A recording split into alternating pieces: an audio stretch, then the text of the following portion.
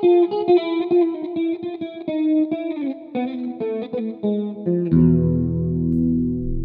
to the podcast Byzantium and Friends. I am Anthony, your host. This is episode 105. Today we are going to talk about emperors. We do not talk about emperors very much on this podcast. At least, not in proportion to the amount of evidence that we have for their activities. As historians, we talk about emperors a lot.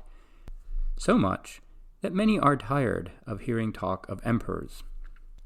Surely everyone else deserves attention too. And that is perfectly true. However, emperors did have an outsized importance. However, I would argue that in the field traditionally known as Byzantine studies, we have barely begun to scratch the surface of understanding the imperial position. I say this for a number of reasons. For one thing, we don't actually have a book that lays out what emperors did and how they were embedded in all the different mechanisms of political administration, the civilian administration, religion, and so forth in the life of the Eastern Roman Empire. We just don't have that foundational book, or even series of books. The late 20th century was so obsessed and preoccupied with the theology of the imperial position and, quote, the imperial idea and emperor and god and all of that we neglected to carry out foundational research on how the institutions and the emperor actually interfaced. We don't really know how the, quote, court functioned, like on a day-to-day basis, like what were its dynamics. We are only now beginning to think about how emperors made decisions, given the constraints, material, political, under which they operated. For some thoughts on this, look at episode 64 with guest Michael Grunbart. I'm also not entirely convinced that we should be translating Vasilevs as emperor. Emperor is a modern term. It has certain modern connotations, and I'm not sure that that word, or Vasilevs in conjunction with other words, necessarily meant, quote, emperor. We haven't even had that discussion. We just carry on using conventional terminology. In some context, it might have approximated what we mean by emperor, but we haven't even bothered to define that yet. Also, when it comes to the practicalities of the position, much of our concern focuses around imperial power and limitations on power. Like, the emperor wants to get people to do this, and how far can he push until he begins to receive pushback? But imperial power operated in various indirect and more subtle and softer ways too. Just the other day I was reading an imperial oration from the late 11th century. This is by Theophylactos, who's writing it for one of the princes of the Doukas family. And he has this to say about emperors. He says, "What is promoted by the emperor tends to grow. If the emperor is a lover of rhetoric, then, good Lord, what a deluge of wise men! The palace will echo with recitations. And if he is known to apply himself to philosophy and to wrestle with mathematics, then men filled with Plato will attend the palace gates, and Archimedes, Euclid, and Hypsicles will not be unknown to those guarding the doors. But if he is thought to love horses, then the palace will be crowded with Nicaean and Italian steeds." I quote from the translation by Marion Cruz, friend of the podcast, who is preparing it for publication. And I quote this passage to show that emperors merely expressing certain proclivities or, personal tastes will tend to find imitators, and this will incentivize certain behaviors or cultural practices. In fact, an argument can be made that a great deal of medieval religious history came down to the preferences expressed by rulers. Elites will tend to gravitate toward those preferences. People will follow those elites, and pretty soon you have a Christian polity or one that's inflected in a particular denominational direction, and so forth. Kings exert this kind of ripple effect throughout their society, even in matters of religion. The reverse is true too.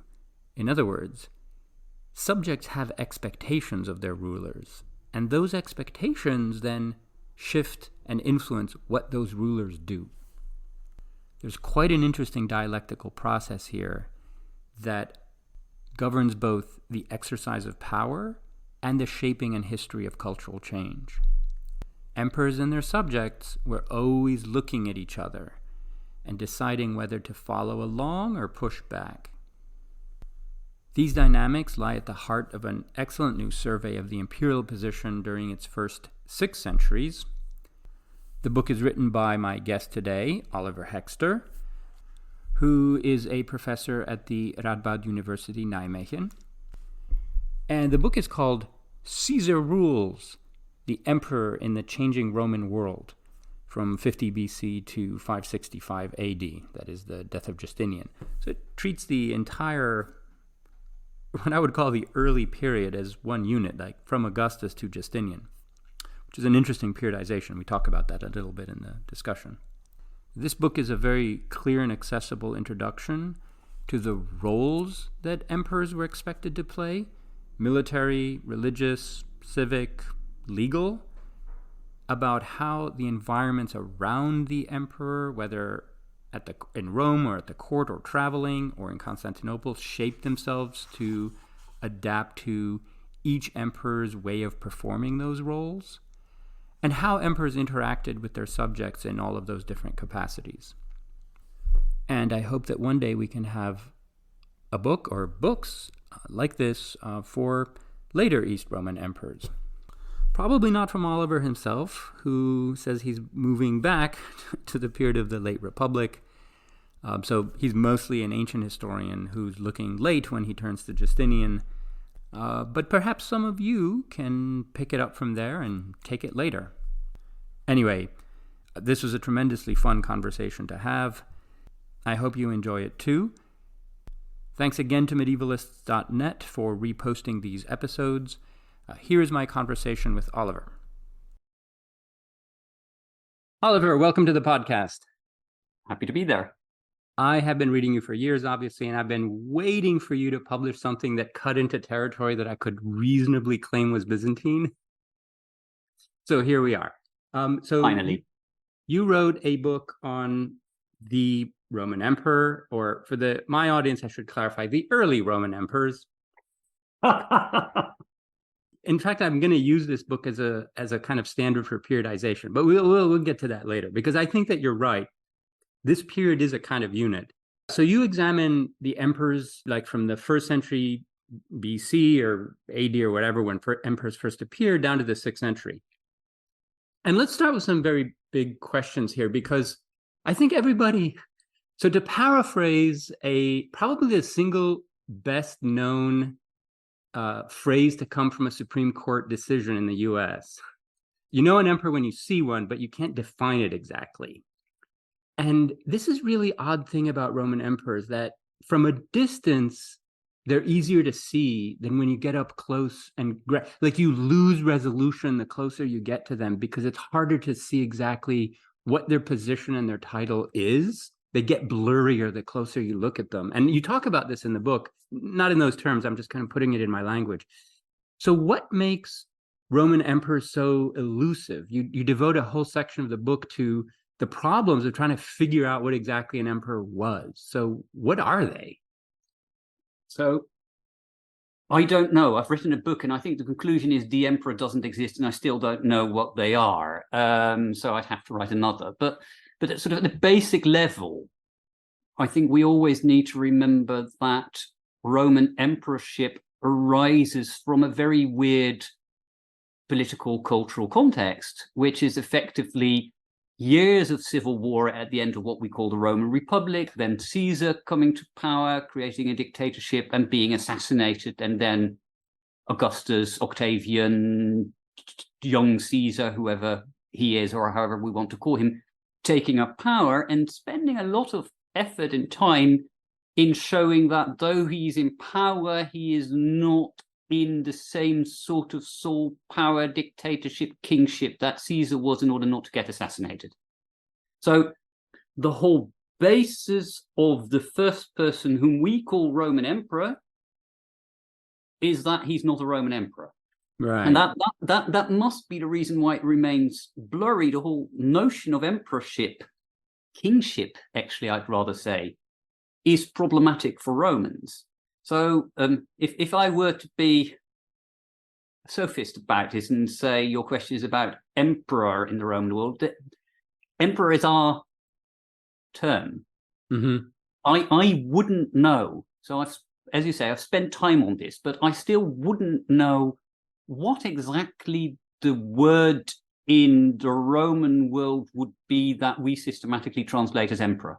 Agreed. So that's the problem. Absolutely. Oh, I couldn't agree more. And it gets even more problematic the later you go, like in quote Byzantine times. There's just no word that translates for that. And you go through all of the terms that appear in the sources and the inscriptions and the official quote titulature. I will get back to that, won't we? Well, you'll tell us about. So, is there an imperial title? So no. I think there is one name / title that they all hold, and that's Augustus. So if you look systematically over time, and one of the things I've tried to do in the book is look systematically over time in how people call the person we call the emperor in different types of sources and different genres. And the one that's always there is Augustus. So Augustus is on coins, Augustus is an inscription. If it's an emperor, I don't know, but they are all Augustus. I think everyone knew what the Augustus was, right. And you can have a plural of Augusti, and you can have the Augusta. So that resonates clearly. And then you have a whole lot of other appellations to this figure, and they're heavily contextualized. So it depends very much on who is talking to this figure, what they call him. And I'm going to take you up instantly on something that you said, because it's so common. People talk about official titulature. Yes. I don't know what that is in the Roman world. So again, I wouldn't know why certain types of sources are official and others aren't official, because again, it is us trying to look for something which I think wasn't there, if you see what I'm getting at.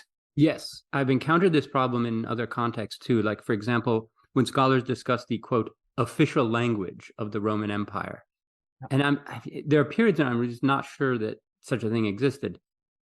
But you're exactly right. So, like, official documents issued by the court, or inscriptions that seem in some way to have been at least approved by the court, have these jumble of names and titles, and we treat those as official, right? Whereas in a literary source that's talking about, Vasilev's whatever, we treat that as a literary non-official, right? And it gets interesting. So if we have a literary text of someone effectively speaking to the emperor and addressing him as Caesar, right? Well, that clearly must be an appellation that at least the emperor accepts as his title, because otherwise it'd be very risky to call him by that name. So why is that non-official if it's used in a court context, even if literary? Yes. When we get Caracalla being called Caracalla by his soldiers, that's a nickname and unofficial, but is obviously the name he himself wanted to be called by. So official seems to imply a certain hierarchical status or some sort of notarization, neither of which I think work in the way the figure of the emperor works in the Roman world. And that gets back to your blurriness.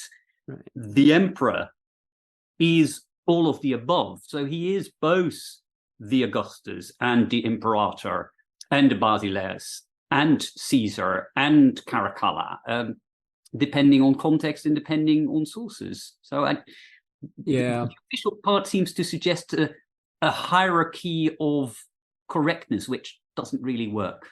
Yes, and we're also not sure about the distinctions between names and titles.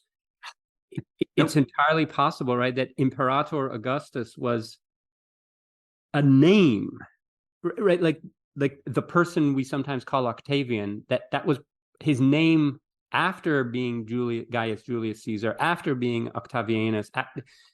And no, there's the brilliant article still by Ronald Syme, which shows it is his name, but then the fact that it's his name doesn't mean it isn't a title. Yes.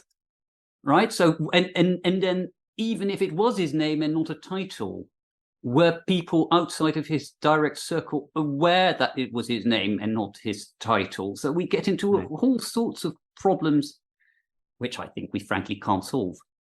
They're fun to think with, though. They are. And I think that was part of the point. Like, I think the quote emperors, like, they didn't want to be pinned down in any of these ways. And they wanted to have this aura of blurriness about who they are and what they were, in part, as your book argues in many contexts, to present themselves differently to different constituencies and play different roles. Yeah, I think I sort of half agree with you.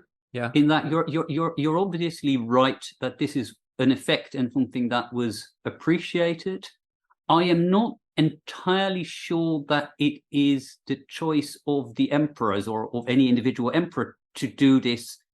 And if it wasn't, at least to a large extent, also a result of all the people in the empire not quite knowing what to do with this figure at the heart of power, and them trying to come with whatever they thought was either a useful term or something that would work for them. So it's, right, we may get to the active or passiveness of the emperor and his agency at some stage, but I think in getting titles and names, it's not always the emperor deciding what he was doing, but quite often also people surrounding him or further away trying to make sense of the situation and throwing a name or a title that they knew at this new figure. Right. Yeah. Though in functional terms, like if we look at it as sort of hard-nosed historians, he's the guy with the 30 legions. Yeah. I mean, when you've got 30 legions, it kind of matters a bit less what people call you. Anyway. Yeah, well, it doesn't. Because of course that's the Caesar approach, and it got him killed. So even the guy with 30 legions very much doesn't want to continuously have to stare behind his back for the knives that are perpetually out for him. So you're absolutely right. And I don't know if I said it in the book, but I said it in teaching regularly. Roman emperorship is a military dictatorship. Full stop. I think we don't have to beat about the bush. Roman emperors were military dictators, and it starts with Octavian starting his letters to the Senate with "me and my soldiers are well." Just imagine American presidents in certain circumstances where, say, a Senate wasn't agreeing with them, sending a letter saying, "Me and all the soldiers who swore an oath of allegiance to me personally are fine. How are you going to react?" That is the basis of it. Yes. Having said that, it still mattered that other people wanted to work with you. Yes. If you want to function over a long period of time in any coherent way. Yeah, when push comes to shove, there's some men with pointed sticks around. But I think the whole project is to try to avoid pushing coming to shoving. Absolutely. Yeah, and so all of this apparatus of titles and communication back and forth, I think, was meant to prevent that. You're exactly right when you call it a military dictatorship, and I think even without resorting to something quite so blunt, I think most of our audience can understand that. If you think, for example, about like the dominant framework of our lives in Western societies, which is private property. We sort of take it for granted, and we have all these euphemisms built around it. But ultimately, private property is maintained because when push comes to shove, there's some men with sticks who show up to defend it. And we don't like to think of it that way. Like, my right to be in this house that I, quote, bought with, quote, money ultimately comes down to whether some violent men are willing to defend my right to it. And anyway, yeah, so the emperorship is backed up by that. And unfortunately, it all too often comes to shoving. But okay. Well, actually, it doesn't come to shoving that often. I find if you look, so what I've tried to do, and I think we'll get back to that, is look at long stretches of time. And what you call the early emperorship. The early emperorship is when it starts to arise, and then we can start to discuss when it arises as emperorship and then when it develops. But I'm looking at sort of 600 years of emperorship. Right. Okay. Now, there's often situations in which individual emperors get dethroned, and there are occasional periods of civil war. That would be, I think, your when push comes to shove situation, right?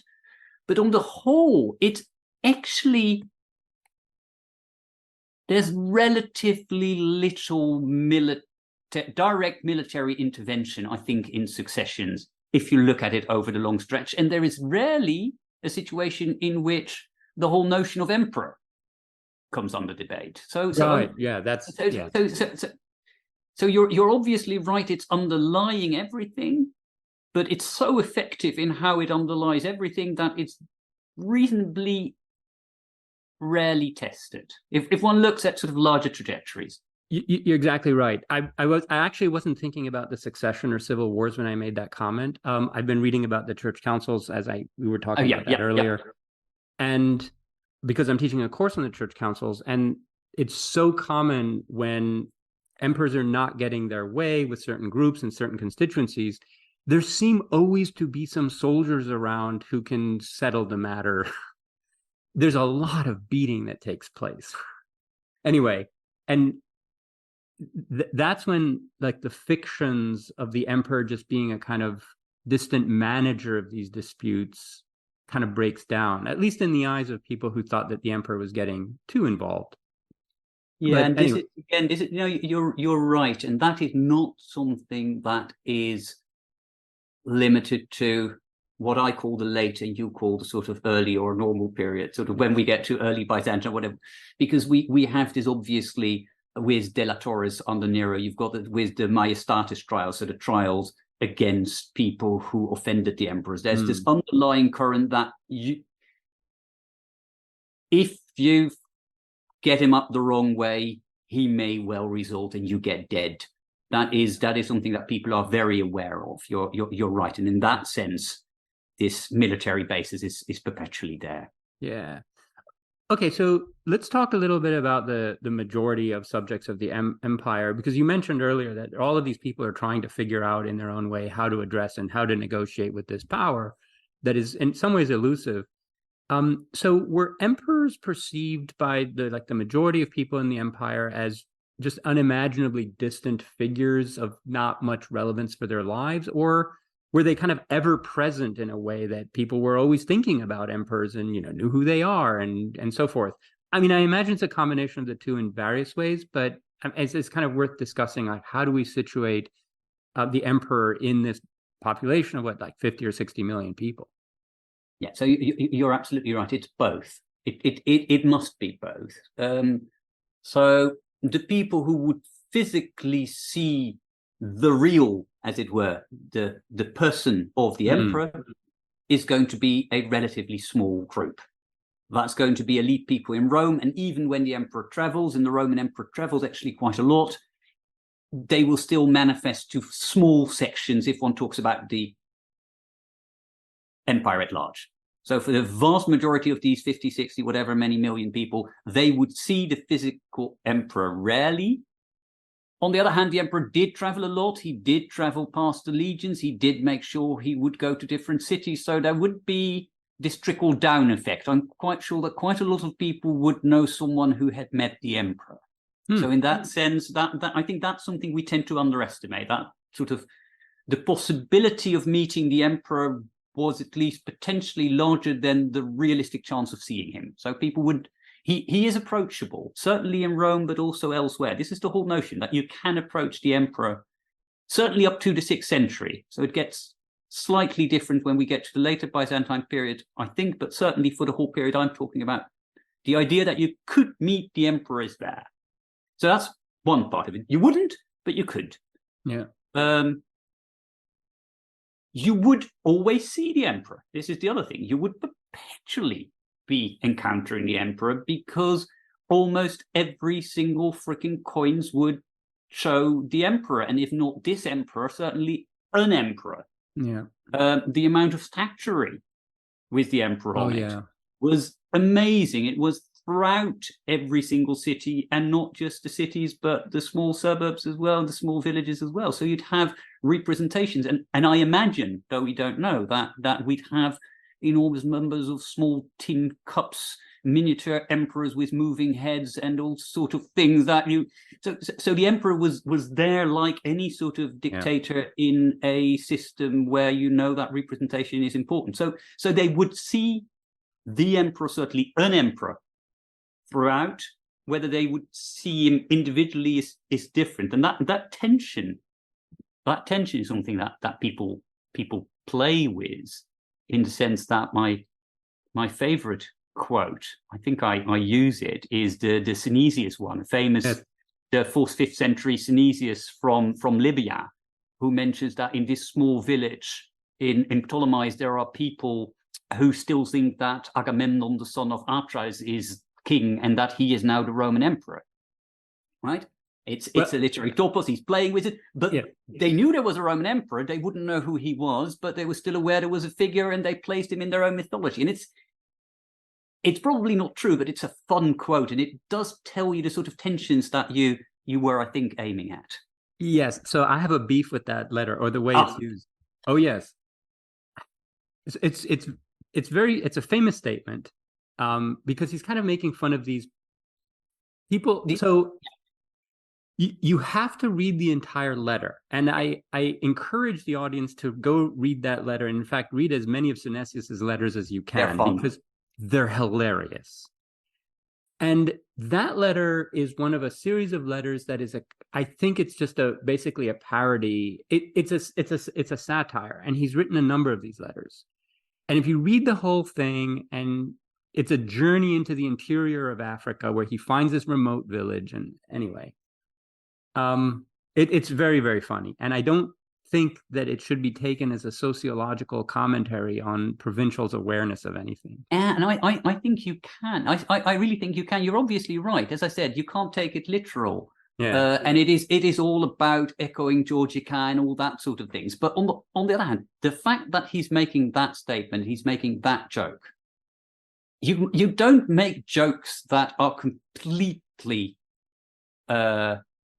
out there, as in, a joke is only a joke if you could imagine that there is someone who could realistically think something along those lines. And they may not think Agamemnon, but they are so stupid, they are so out there, that they still think that these mythological figures arise. So I think that the basic underlying that there was the awareness that there was a problem between this completely visible figure who manifests himself perpetually and who influences everything, and people in large stretches of the Roman emperor who had no idea who he was, is something that Synesius rightly, otherwise the joke wouldn't be funny. So okay. I think because it's a joke, you can use it. So this is like when late night TV shows in the US, they send out like reporters on the streets of New York or LA and ask people like who the vice president is or who the president is, and they have like no idea. Yeah. Or they hold up a map and say, "Can you find the United States on the map?" Exactly. It's no idea. It's that. So, and it's only funny because we all know someone who might fall into that trap, and I think that otherwise Synesius wouldn't work. So you're right. Okay. I think you should use it. I think you should use it. One should use jokes all the time for all sorts of reasons. I love Synesius. He's wonderful. Okay, so what did all of this population expect emperors to do? What were the expectations? Yeah, that's a very big and tricky question, isn't it? And I'm going to try to not do this typical historical thing and say, oh, it's all very complex and it depends on context and it depends on groups. Though of course it does depend on context and it does depend on groups. But if one looks again over large stretches, people expected the emperor to be militarily successful. So we are talking about a military dictatorship. A military dictatorship guarantees peace. Your story about your private property works because there are people in the state who will uphold the status quo. So I think most people accepted the emperor because they expected him to make sure everything was safe and sound and the Roman Empire beat up everyone else rather than the other way around. So that was a major role that he played. Can I interject about the military thing? So there are two things. One is keep us safe from barbarians, and the other is make us proud by beating barbarians, even if, like, is there an element of maintaining the pride of Roman arms in a kind of propagandistic way beyond sort of rational self-interested concerns for security? So here we get, I think, to differentiation between audiences. So what I try to do is give what everyone would feel. Oh, I see. Okay. So and I think what everyone would feel is the making sure you're safe, and you're and as you know, the whole notion of pax in Latin isn't our peace. It's pax is making sure that you win.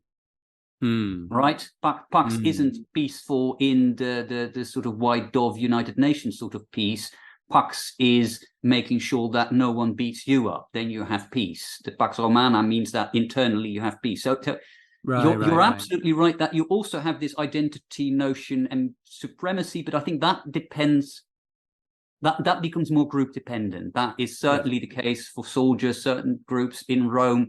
I think that if one were to go to the sort of people that Synesius was joking about, for them, just making sure that you have peace, and the emperor guarantees it by making sure there are no soldiers or bandits around. I think that's agreed. That's one role that everyone would assume him to have, and if he failed in that role, he'd be in deep trouble as an emperor. Okay. So I think that's. I'm trying to answer your question. What did people expect to do by saying, what were the things that if he didn't do it or didn't do it wrongly would bring him into problems? And then being militarily successful would be absolutely the one thing that everyone would expect him to do. Being religiously relevant as well, in the sense that obviously we are talking about what I call sort of all religious fundamentalists, in that religion underlies everything in the ancient world. So the emperor needed to make sure that the gods would maintain exactly the same sort of peace and status quo and propriety that you could do through soldierly. So that's the other thing. And the third role, as I describe, and which you see throughout, is, can we call it administration, being a civic ruler, making sure that the jurisprudence went properly, making sure that if there was a disaster, money was sent and things were resolved. So it's, I think on the whole, if you bring it together, the emperor was supposed to be the figure who guaranteed that everything ran smoothly. They expected the emperor to do that. And you do that through the different three roles, I would say. Does that make sense? Yes, it does. I mean, your book does a wonderful job of tracing these themes and how they evolve over time. And we'll get to that in a moment. But the conclusion is, I mean, for those who might be coming at the Roman emperor from other fields or from a distance, this is an active role. In other words, you actually expect the emperor to do things. It's not a purely ceremonial position, for example. And these are very important areas of, say, military defense or whatever, and maintaining the proper religious balance with the gods, and also administration, which can be from day to day to governing a province in a big. That's a lot of responsibilities, and they're like the more important ones.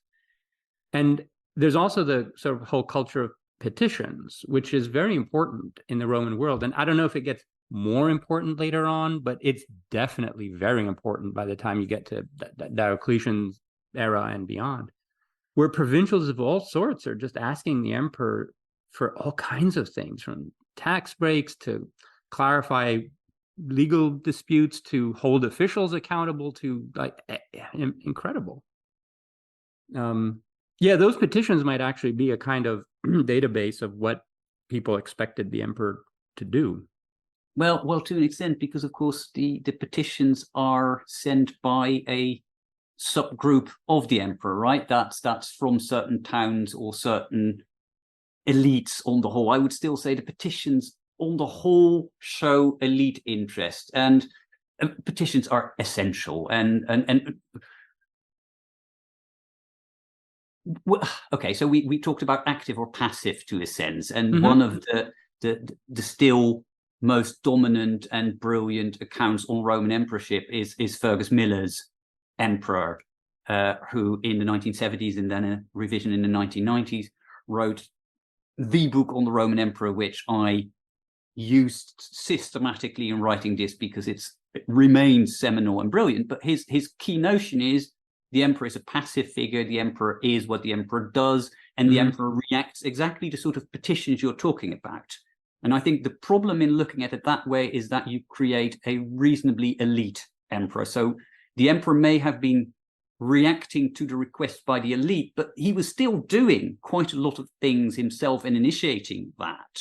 And those things that he's initiating that weren't requested by elite audiences might also be, or probably are also, the sort of things that people expected him to do, or certainly the things that he expected that the people expected of him. And that's a rather circuitous way of coming to it. But I think that's, we tend to miss the group under the elite when we talk about the Roman Empire and the Byzantine Empire in general.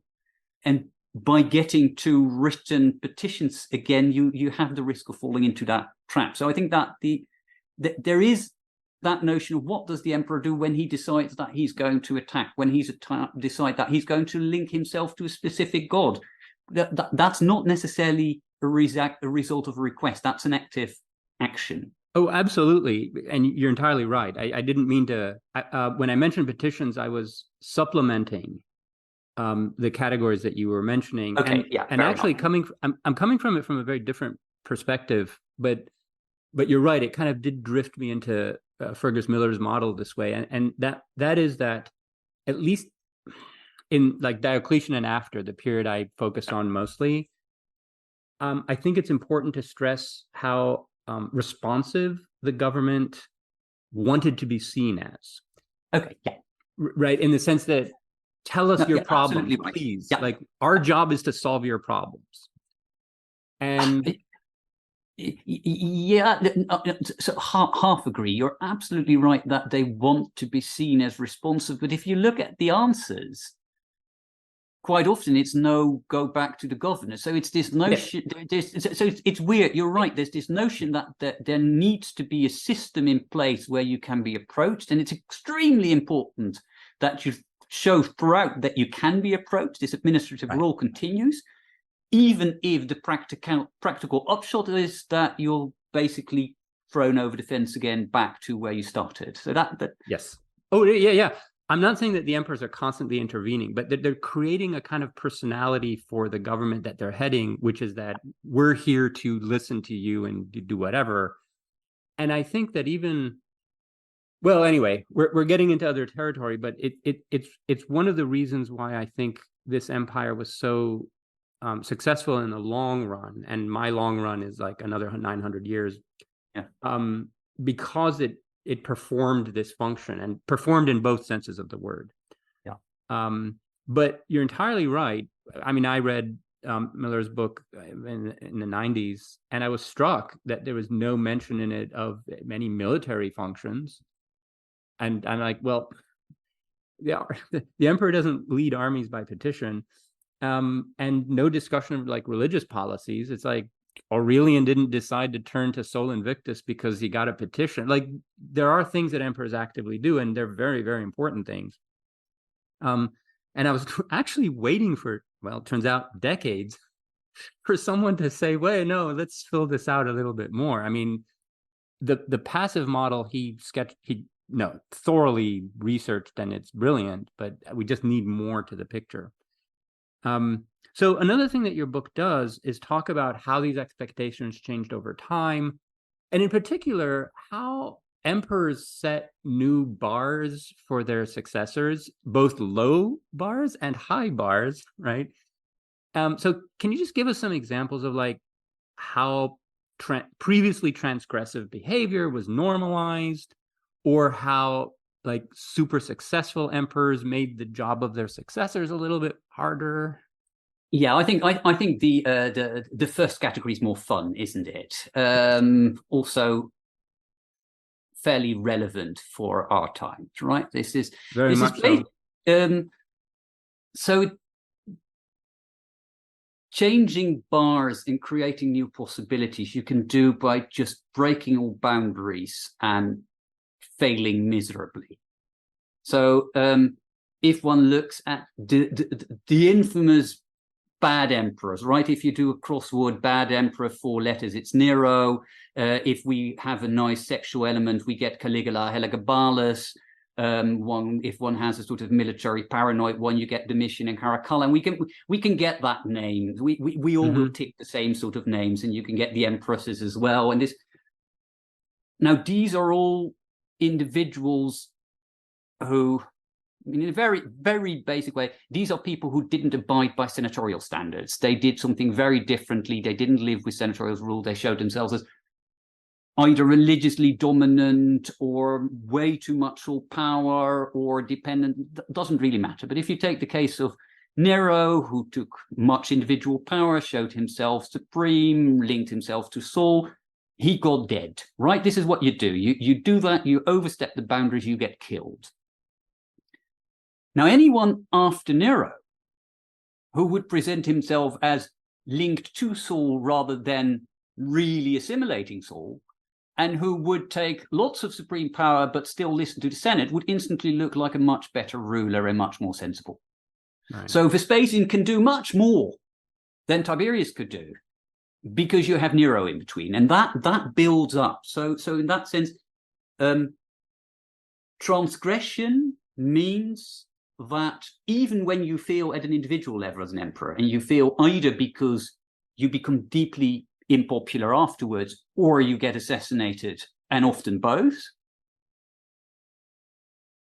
the possibilities for the ruler after you to do some of that behavior without transgressing are obviously created. Yeah.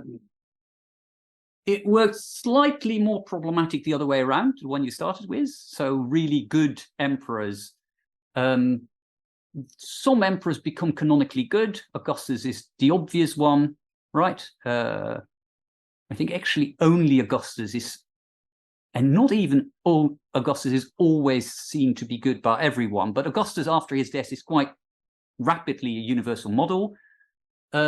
What you can do is try to defend something because Augustus did it too, even if he didn't, right? That's one way you can start changing the boundaries. This is like what Augustus did. Yeah. When Hadrian gives back territory, so Hadrian comes to power after Trajan, as I think most of the listeners here will know, and then he inherits a problematic military situation in which Trajan had effectively tried to conquer the world and conquered large stretches that couldn't really be maintained in any sensible way. So Hadrian gives it back, and Roman emperors don't give back territory because that's not what you do. And he has to get back to the Republic, to Cato, as an example. He can't even use Augustus as an example. That shows you're in trouble. Right. There is no emperor you can use as an example. So I think your positive rulers, they don't as much create difficulties for successors to live up to, but they give possibilities for later emperors to, as it were, use them as a tradition or a reason why this is a good action.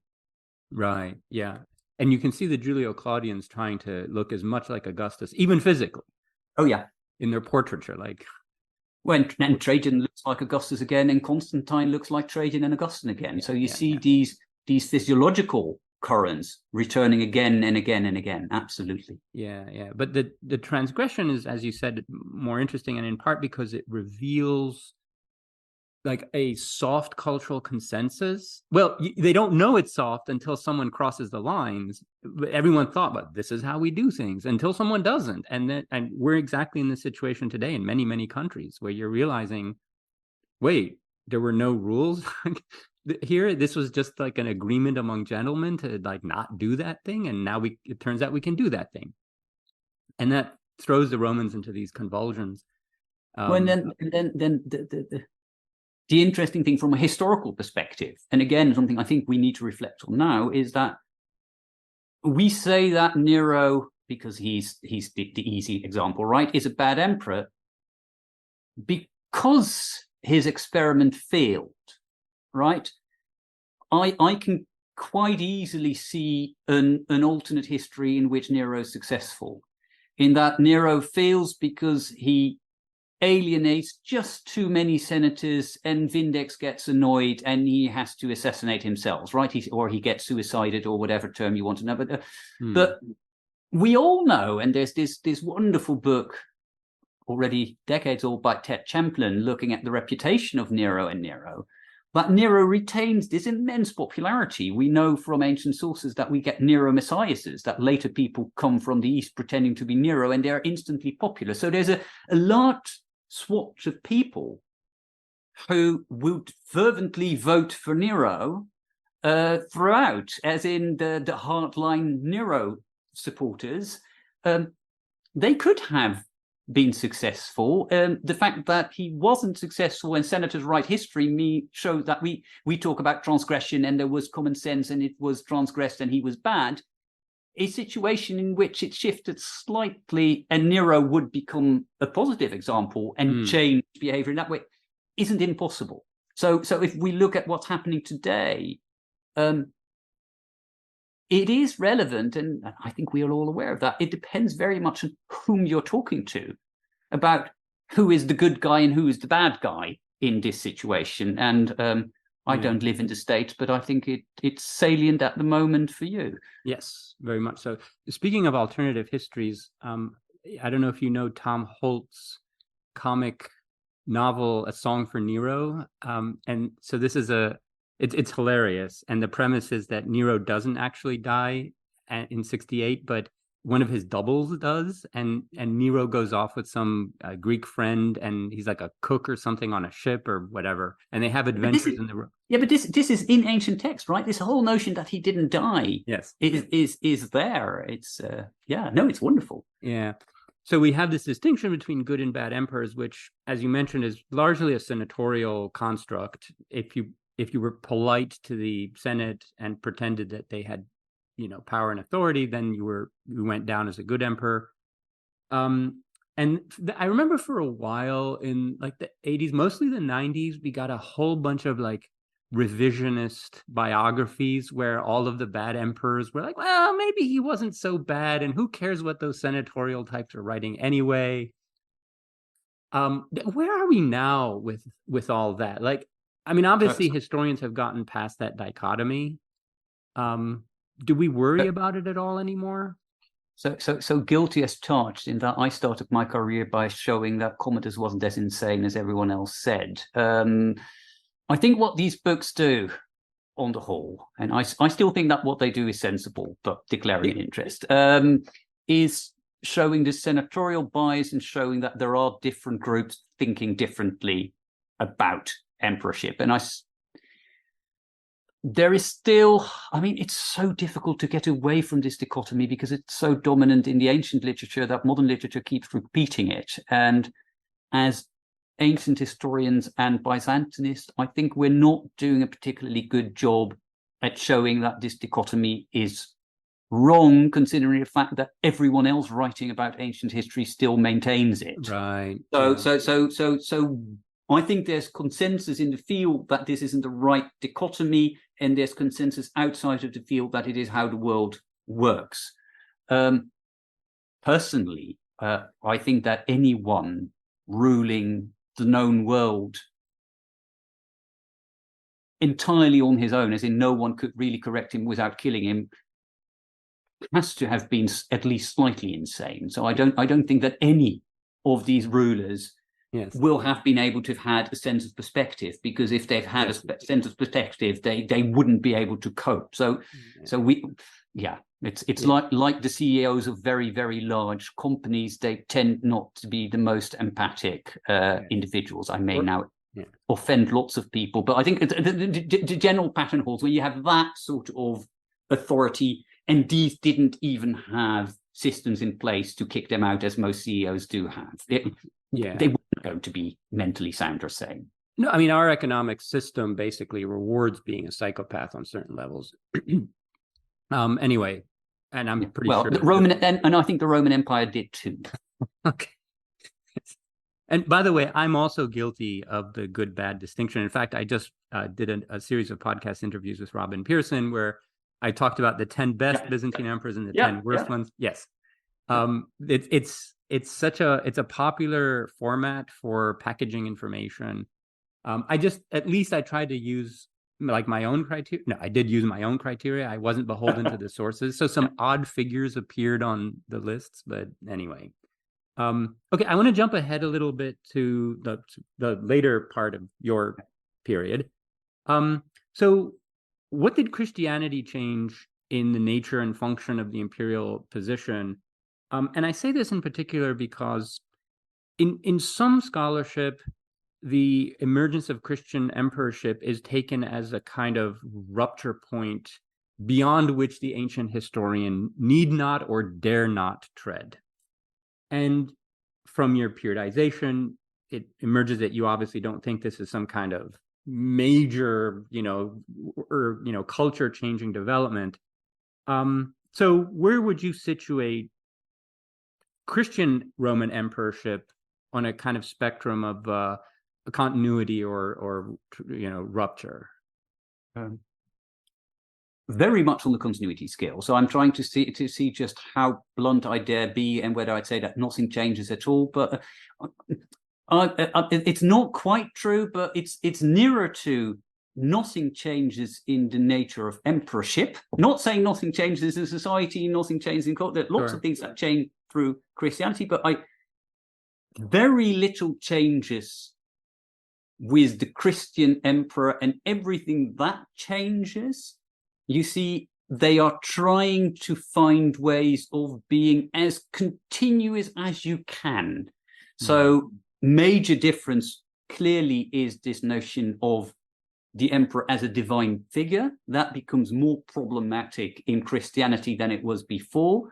But even there, it's not so problematic in early Christianity. And even there, he does become so much more supreme and so much ahead of the bishops and clearly saint-like. We even there is continuity. I think there's most rupture at the point of personal divinity, but even there's continuity. And if you read at comments made by authors at the time, they protest how people still worship the statue of the emperor. They still create temples for the emperor. So even though formally, when we talk about how the bishops talk about it or how the elite talks about it, it changes, people in the world and the subjects would still see the emperor exactly like he was. And we have Christians in 5th century Africa who are still flamen of the imperial cult and portray themselves both as a priest of the imperial cult and a Christian. So even there, I think there's massive continuity. Yeah, I like that your book does this, where you trace the sort of history of the expectations, or military, religious, administrative, across that divide. And there are changes before and there are changes after. It's not like nothing changes, but it's not like Christianity introduces some new model. In fact, I was just reading. I'm not even finished. Blaken's biography of Augustus. This is a book from 20-some years ago. Oh, the Blaken. Yeah. Yes, Blaken. And sorry. And he gets to the point where he's talking about the origin of the kind of imperial cult. And Augustus is just trying to maintain this balance between, I want the honor that comes from being associated with worship of the gods, but don't put me in, like, I'm not a god, don't put me in that. And I was like, yeah, this is Constantine. It's the same. He's just kind of treading that same kind of narrow path between those. Well, and this is already Cicero talking about what you need to do with all the other people in the Republic. How do we define Sulla? How do we define marriage? This goes back to Flamininus, if you want to. This tension is there throughout. So it's not a result of Christianity. Christianity gives a different theological basis on it, because obviously there's a difference when you have one God or you have an infinite number of it. But that's a technical problem which I think would have been not particularly relevant for the vast majority of the people living in the empire. Yes. So let me ask you about your periodization, because you go down to 565, and presumably, you could have gone without finding any major changes down to 602 or even later. So that's very different from Fergus Miller, who ends with Constantine, right? So, maybe he ended there because his book was already like 700 pages. I don't know. But what do you see differently that you decided to take that time frame rather than his sort of early Roman Empire time frame? So I think, if anything, my book stops too early, and that's basically because I can't really deal with the later period at the level that I want to deal with it. Sure. I think it makes a lot of sense to push it further. I think to bring the early caliphate in makes a lot of sense, again, in terms of continuity. I think quite a lot that's happening there will show you similar patterns and similar expectations. So you're right. the book is a reaction to not just Fergus, but quite a lot of courses stopping in 338 with Constantine. I think that's wrong. I think it creates a dichotomy which is ours. So I think that the problem with stopping early or starting late, because it's not just people stopping at 338 or 323 or 312 or whatever date you want to choose. It's also quite a lot of people working on late antiquity, as we call it, or the Byzantine history, who start there. Mm-hmm. And yes. I think the problem is that it creates artificial periods. People didn't wake up overnight and thought that the world had changed, because it hadn't really. They used the same terminology. They still call themselves Romans. They in this stage even call themselves Roman in Latin. They still call the emperor the Augustus. So I think any periodization is completely arbitrary. Full stop. Yes, and I can make a case that certainly pushing it to the 6th, 7th century, there was a sense in the world that the world was one and the person ruling it was the same type of figure. So that would be a reason to continue. And I think by stopping earlier or starting late, you miss these continuity and you get this creation of artificial differences, just what you were talking about. It changes with Christianity. Well, if you start with Constantine and show how new everything is, obviously it's going to be massively different, but actually it isn't. Yes. So yeah, I feel quite strongly about this need for continuity, and I think again we're doing ourselves a disservice as a subject by breaking it up as much as we do. I agree, though sometimes it's unavoidable. I just wrote a new history of Byzantium, and I start with Constantine, but I tried in the very first pages to root Constantine as much in his early imperial models, just to show that what's new here is like Constantinople, not anything in the. I don't blame you, because we need to begin somewhere and end somewhere, and we can't do it all. Yeah. But and this is actually, I would much rather have Byzantinists start half a century at least earlier than Constantine, because Constantine has become such a seminal and self-evident starting point. And because it's so self-evident and seminal, it becomes problematic, because we assume it's right and it's true. Yeah. So you could have started with Diocletian, because you can do that too. You know the material. It wouldn't really have changed the first pages. It wouldn't really have changed the argument. So in that sense, it doesn't make a difference. But I think it would send the signal that it isn't Constantine as sort of this brilliant figure embracing Christianity and founding a new empire. Yes. The way I handle that, and obviously all choices have upsides and downsides, is in talking about the main institutions of governance, and that included the gold coinage and the armies and the administration and so forth, is to have retrospectives looking back to Diocletian and even earlier in each theme. But I really wanted to start also for literary dramatic purposes with the foundation of Constantinople. I start with Caesar, which is as arbitrary as starting with Constantine. I purposely don't start with Augustus, but I start with Caesar. But you should start with Sulla or with Tiberius. Yeah. So we can push it throughout. Any periodization is random. Yeah. Speaking of which, one of the other things that impressed me in Fergus Miller's book is, I think it was in the very first pages, when he talks about Pompey in the East. And I remember, and he's treating Pompey as a kind of proto-emperor, and I remember that ever since, and I kind of hold to it, that insofar as he was governing the East, Pompey was pretty much functioning as Roman emperors would. And you know what's striking? In the 11th century, there's this fellow called Xiphilinus, and he wrote one of an epitome of Cassius Dio, and it's one of our main sources for Cassius Dio, and he begins with Pompey in the East, because that's when the Eastern Roman Empire, what he's talking about in the 11th century, that's when it was kind of first created there by Pompey. And I thought, wow, he got it. Yeah. No, and it's fine. We all need to start somewhere. We all need to end somewhere. And time is not infinite, and our knowledge isn't, and our sources aren't.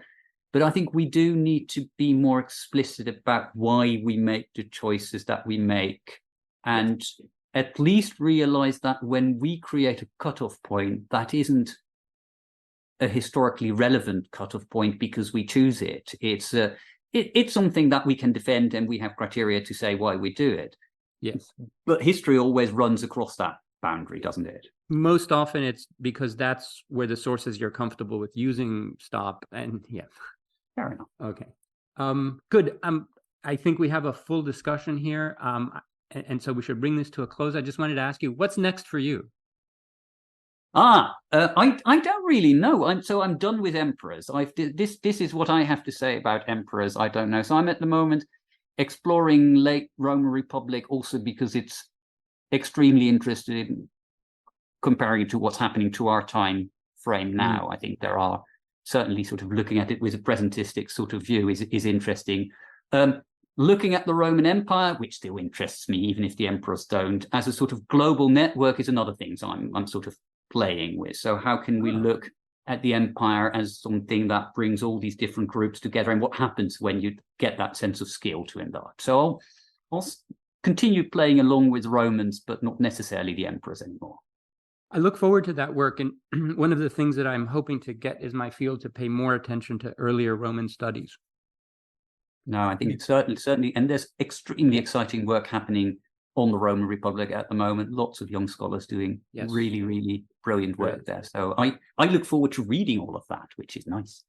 Yeah, because Byzantine studies is generally good about dipping into the Hellenic and Hellenistic background or early Christianity, but not so much about the Roman Republic or the early Roman Empire. And I think we need to do more of that. So I'll be watching your work and that of everyone else. Anyway, Oliver, thank you so much for coming on the podcast. Likewise. So yeah, absolutely. It was very much fun talking, and see you next time.